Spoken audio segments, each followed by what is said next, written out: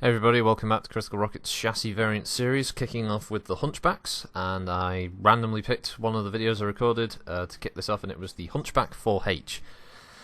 So, this is one of the swayback variants created in the early 2800s as a sort of a compromise from the 4G, dropping the AC-20 to a 10, adding a couple of extra medium lasers, and keeping everything else largely the same.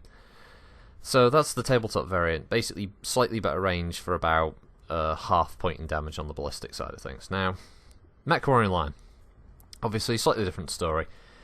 It's still only one ballistic slot, but it does have a decent number of energy points, so you can basically turn this into whatever kind of ballistics type hunchback that fits with you. You know, UAC 5, AC5, AC2, Gauss rifle, probably Gauss rifle, with some medium lasers and a bunch of ammo to back it up. It suffers all the same drawbacks as any of the Hunchback variants outside of the more common swayback. It literally is that it doesn't, favour the right torso very well when it gets hit. It's a very easy target for a lot of opponents, and as such, the Hunchback should probably go in with other units and support them rather than taking anything on its own, unless it has to. That doesn't mean it's a weak mech, far from it. It can still deal a lot of damage, which is one of the real joys of playing the Hunchbacks, is that they're so straightforward. Very good high-mounted ballistics point, obviously. And once you get used to the sort of firing pattern and stuff, and the slight offset from the right torso firing point, it's really golden. I love running the 4G anyway with the AC-20. And I do quite like AC-10, so the 4H works for me quite a lot from a stock perspective.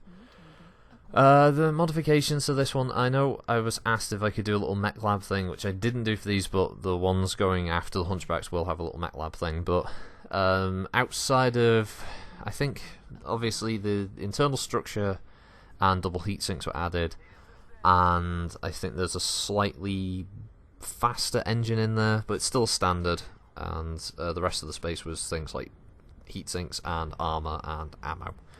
Pretty much it.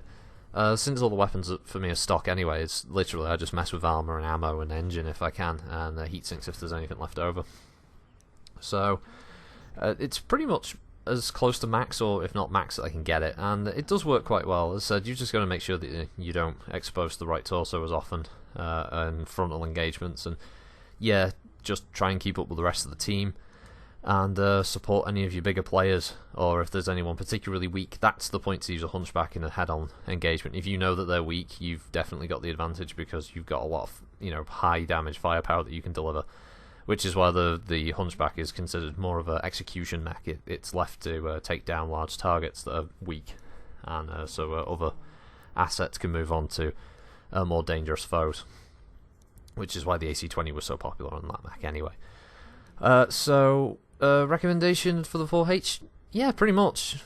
Don't really. It's not like huge a difference from the standard 4G. It just has an AC-10 instead of a 20, and that doesn't really change that much from a custom perspective. It's still a good variant, and if you're trying to master them, if you haven't already, they are well worth playing. Hunchback's a very, very good set of mechs. Probably, arguably, one of the best 50-tonners in BattleTech, and definitely one of the best medium mechs in MechWarrior line, at least. So, give them a go if you haven't already. And thanks for watching, everybody. It's Critical Rocket, signing out. Target acquired.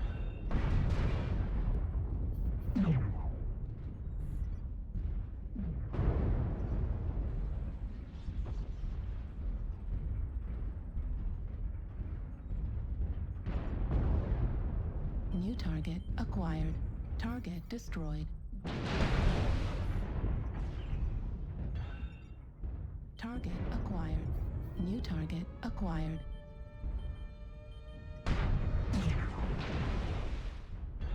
New target acquired.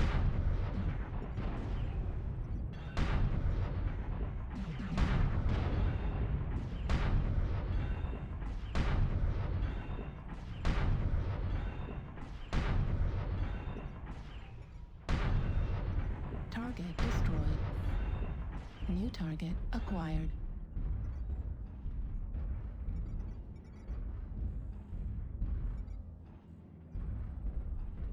Target acquired.